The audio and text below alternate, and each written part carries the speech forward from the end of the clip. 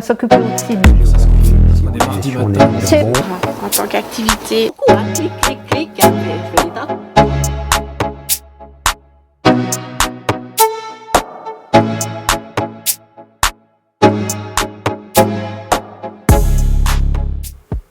En septembre 2005, l'omnibus voit le jour suite à la disparition de la feuille d'avis d'orbe. Il est le fruit des réflexions de personnes passionnées et il existe grâce à ses abonnés et au travail d'une équipe de rédaction enthousiaste. Nous avons suivi 2 rédacteurs afin de visualiser leur travail. Nous découvrirons encore tour à tour le secrétariat, les interventions sur le terrain, l'imprimerie à Sainte-Croix et l'étape finale de distribution de votre boîte aux lettres.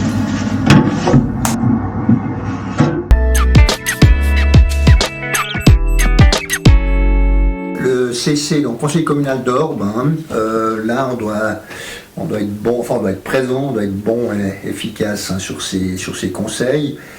Il a lieu le 5. On a du culturel à Baume qui est pris en charge par Jacques Ramussin. On a une activité à Premier. On n'est pas trop souvent dans ces petits villages, donc c'est bien qu'on puisse être présent. Ça serait bien qu'on puisse être présent le 7 pour un marché artisanal. Y a-t-il autour de la table des intéressés? Je pense notamment au vide-grenier de Valère. Alors moi, je serais volontiers intéressée par le vide-grenier parce que c'est à Valère, le 22. Oui, je suis libre. Monsieur Aubert, c'est bien ça. Vous avez un petit moment pour que je puisse vous poser des questions. Ah, il faut se mettre. Non, mais c'est très bien. Alors, c'est gentil de consacrer un moment.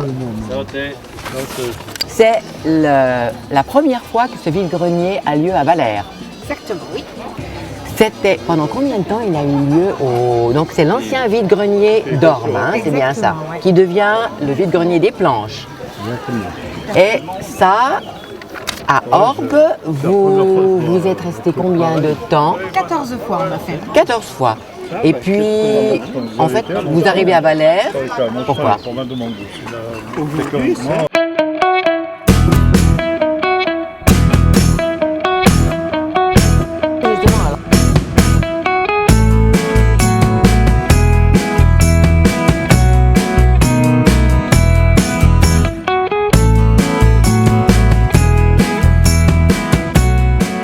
Bonjour madame, je viens pour le journal L'Omnibus, je rédige un article sur ce vide-grenier. Oui. Vous êtes exposante? Oui. Et où est votre stand? C'est celui-ci?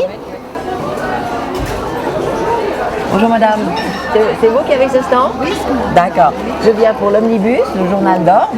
Comment êtes-vous arrivé ici? Ça fait quelques années déjà, nous étions à Orbe. Oui, vous avez suivi le vide-grenier d'Orbe. C'est génial, Oui, c'est vous génial. êtes contente du changement? Oui, on est contents. Oui. Et Surtout puis- avec le temps qu'il fait. Bah oui, évidemment. Mais vous êtes dedans, de toute manière. Oui, mais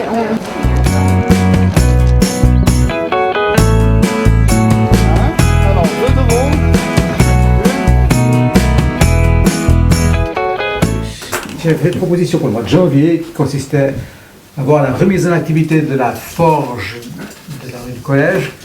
Alors ça a traîné, mais cette fois, cette forge est fonctionnelle.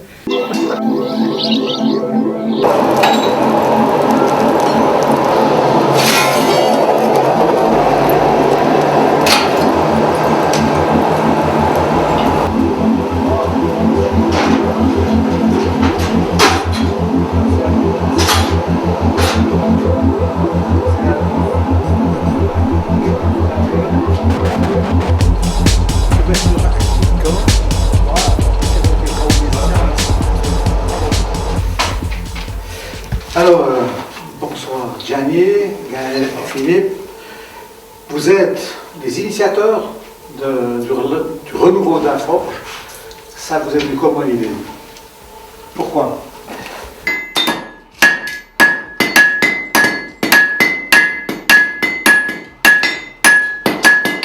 Et puis on trouvait dommage que ça parte pour faire autre chose, une autre utilisation. Et comme on a tous les deux plus ou moins un petit peu d'expérience. C'est le boulot que vous devez faire, justement.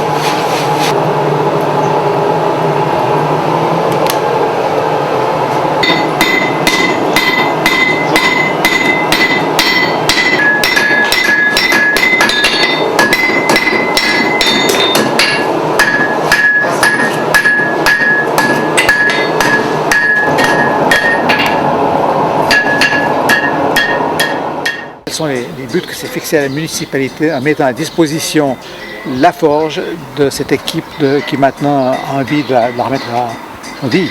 Ouais, c'est ça, c'est de mettre en vie cette forge, qu'elle puisse vivre, qu'elle puisse être ouverte aussi à d'autres personnes de la commune qui seraient attirées par cette activité de forgeron. Quelle va être la collaboration entre la commune et puis l'équipe? Alors, l'équipe doit créer une association pour avoir une légitimité.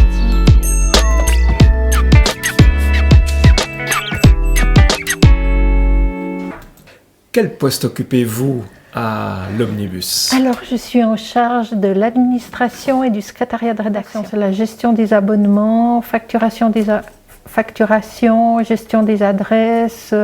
Il y a beaucoup de choses. S'occuper aussi de la publicité, renseigner les gens sur les formats, les prix, les publications. Est-ce que vous êtes en contact avec les lecteurs? Ah oui, ils viennent, surtout quand on a les mots croisés, ils passent à amener puis il y en a qui viennent, qui entrent, et puis on a toujours des sympathiques échanges. D'accord. Et puis au niveau des archives, comment est-ce que ça se passe? Leur archive, on a depuis 2012, maintenant on les envoie à Chamblon et c'est bien sûr M. Ducrot qui s'en charge. On a 2000 abonnés, on le tire à 2500. Et pour le taux ménage? Et puis le taux ménage, c'est 13 000, 15 000.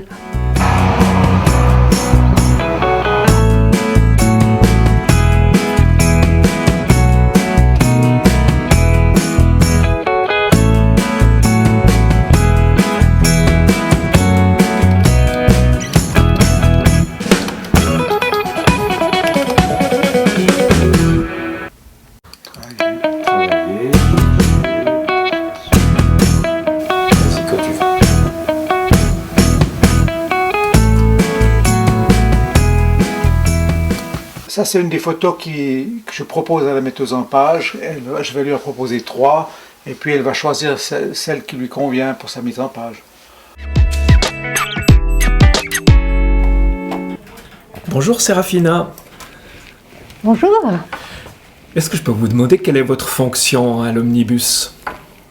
Alors, en premier, c'est surtout la mise en page et toute la direction du journal pour un aboutissement et une finalité pour l'impression. D'accord. C'est un métier qui a énormément évolué. Alors, oui, bien sûr. Donc, au départ, c'est un apprentissage ou une école. Ça s'appelait le compositeur typographe. Et pas forcément compositrice, mais vraiment compositeur typographe. Et à l'époque, c'était un domaine très masculin, donc il y avait très peu de femmes. Et puis au fil des années, je crois qu'il y a une inversion. Il y a autant de femmes que d'hommes qui font ce métier. Et puis ça touche un peu à tout, au graphisme, à l'art, au français bien sûr, à la correction. Il faut avoir un œil vigilant. Et aujourd'hui, tout est informatisé et numérisé. Complètement. D'accord. On reçoit de temps en temps encore quelques papiers manuscrits. C'est assez agréable, pour autant que ce ne soit pas des très longs textes. Mais effectivement, c'est beaucoup plus rapide maintenant. Quelles sont les contraintes de mise en page par rapport à l'équilibre publicité-texte? Alors l'équilibre, il n'y en a pas toujours, parce qu'on a forcément des fois plus de rédactionnel que de publicité, mais on essaye de pallier et de faire le nombre de pages qui correspondent à la publicité. Ce qui peut s'avérer un peu plus difficile, c'est quand quelque chose n'est pas prévu ou une annonce qui arrive au dernier moment et puis il faut faire quelques remaniements pour l'intégrer et pas n'importe où, parce qu'il y a quand même une thématique dans les pages du journal. Et puis alors on est dans un journal où il y a énormément de bénévolat entre guillemets. Bien sûr. Ça vous est arrivé d'avoir des rédacteurs qui sautent leur tour? Alors qui sautent ou qui ont oublié ou qui malheureusement n'ont pas un empêchement de santé, oui bien sûr ça arrive, il y a quelques contraintes, mais dans les règles normalement on arrive toujours à boucler le journal. Le lundi matin, c'est un peu, des conditions un peu de stress parce qu'on se dit que pas tout est là. Et puis finalement, le mardi, le sourire, il est là. Et puis, il se complète à chaque fois. Alors ça se confirme parce qu'on est mardi matin et Alors je suis vraiment là, je suis très contente. La part de travail entre le terrain et puis la rédaction, l'ordinateur, relire les notes, moi je dirais tout dépend déjà de ce qu'on va couvrir. C'est sûr que si c'est un conseil général et qu'il est long, on sera 3-4 heures assis quelque part. Ça peut être un interview, ça peut être à ce moment-là une demi-heure avec quelqu'un, ça peut être un spectacle, c'est 1h30, on reste après pour discuter. Il y a aussi un côté plus ludique, peut-être dans un spectacle, que dans un conseil général. Donc là, ça dépend. Par contre, la rédaction, je dirais, chez moi, c'est assez standard. J'ai besoin de temps pour écrire. Je sais que même en me dépêchant, depuis 12 ans, je mets quand même minimum 1h30 à 2 heures. J'arrive pas à moi. Après, la rédaction, elle est intéressante. Elle me fait toujours un peu peur. Ça, c'est un grand mot de dire peur, mais j'ai toujours un petit côté... Avant de monter là, un petit côté, je vais me dire, ah, mais tu vas réussir à le dire bien, parce qu'il me semble que de transmettre, est-ce que j'ai trouvé les bons mots, puis est-ce que c'est assez joli, ouais, puis de manière attractive. Donc, après, du coup, comme il y a un petit stress avant d'écrire, quand j'ai écrit puis que je suis satisfaite de moi, je suis fière de moi. Donc, ça, c'est un bon moteur aussi. La rédaction... C'est un moment de réflexion, de recherche, d'écriture. Et quand on aime l'écriture, c'est un des très bons moments. Mais pour avoir ce plaisir-là, il faut tout d'abord collecter la matière. Et la collecte de la matière, c'est des rencontres sociales, c'est des rencontres enrichissantes, c'est de la recherche de documents. Et je ne peux pas dire que l'une des parties soit plus intéressante que l'autre. Les deux se complètent.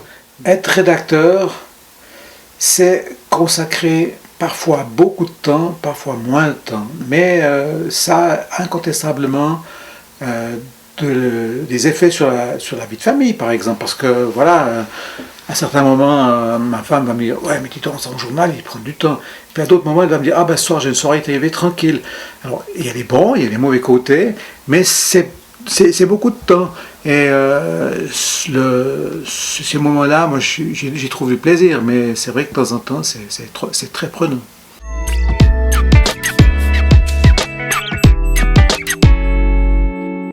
Oui, je sais.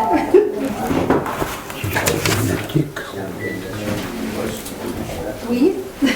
Bonjour. Bonjour, le journal ça. Oui, je sais. Quelle est la nécessité d'avoir des correcteurs? Ah ben, il y a suffisamment, il peut y avoir des erreurs, des coquilles. Je corrige un peu ça, comme dans le temps je corrigeais les compositions. D'accord, parce que tu es un ex-enseignant. Oui. D'accord. Corriger il y a de temps en temps des fautes d'orthographe. Voilà. Il y a des répétitions. Voilà. Il y a de temps en temps des fautes de syntaxe. Et puis, il peut y avoir une ou deux fois des coquilles d'impression ou des trucs comme ça. Depuis Séraphine là-bas, elle nous l'imprime en format A3 pour que ce soit plus facile à corriger. Hein. Ensuite, ça retourne vers Séraphine qui note toutes les corrections. Puis ensuite, une fois qu'elle a fait ces corrections, ça revient à la deuxième correcteur ou correctrice qui va finaliser. Bonjour. Vous faites partie de l'équipe de correction de l'Omnibus. Oui. Quel est le plaisir qu'on trouve à corriger comme ça des textes régulièrement? Entretenir sa mémoire, l'orthographe, et puis faire travailler ses neurones. C'est très important. Je connais bien Orbe, je connais la région, les personnes, les noms de famille, et c'est quelque chose qui apporte un petit plus lorsque je viens corriger le journal. La première fois que j'ai contrôlé avec Jean-Paul, c'était très drôle parce que j'ai trouvé des fautes après lui, puis j'ai dit mais ça fait bizarre que l'élève va montrer les fautes au maître.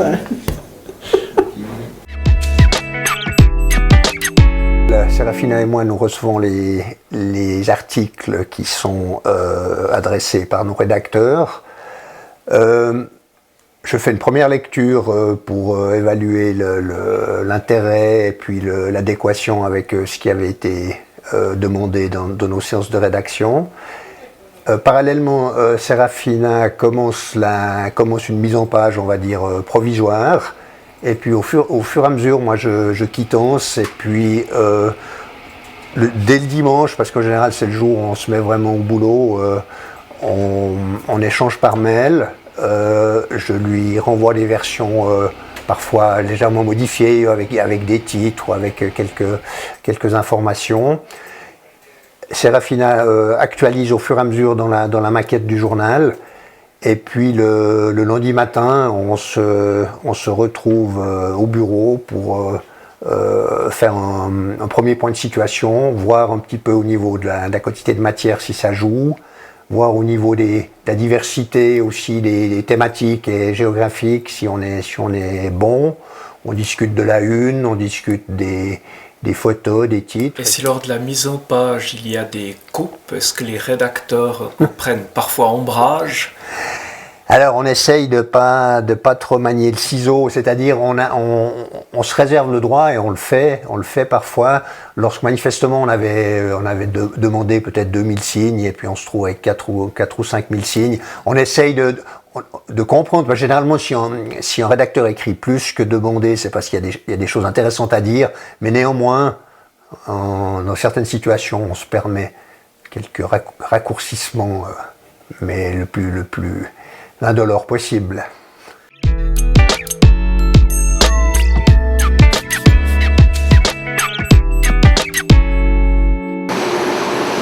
Alors ici on reçoit les fichiers PDF, comme cela, ici, de la part de la rédaction de l'Omnibus.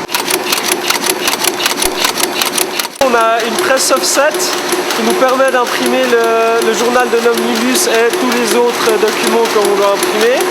Donc le journal est imprimé avec 4 couleurs.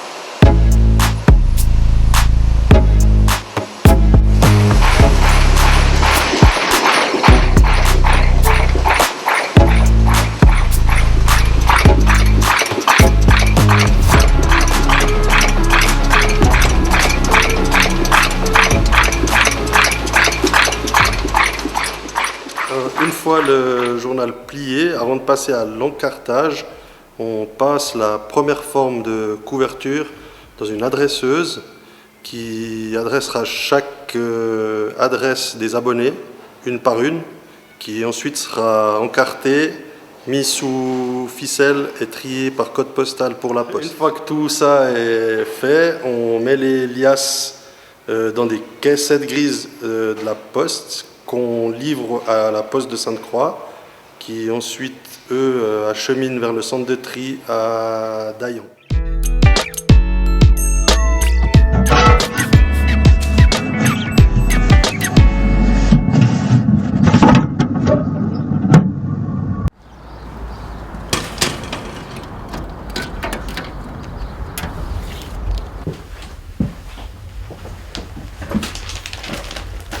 Le vendredi, quand je rentre des cours, j'aime bien voir s'il y a un article sur les jeunes dans l'omnibus. Et aussi, j'adore faire les mots croisés avec mon grand-père qui m'aide un peu.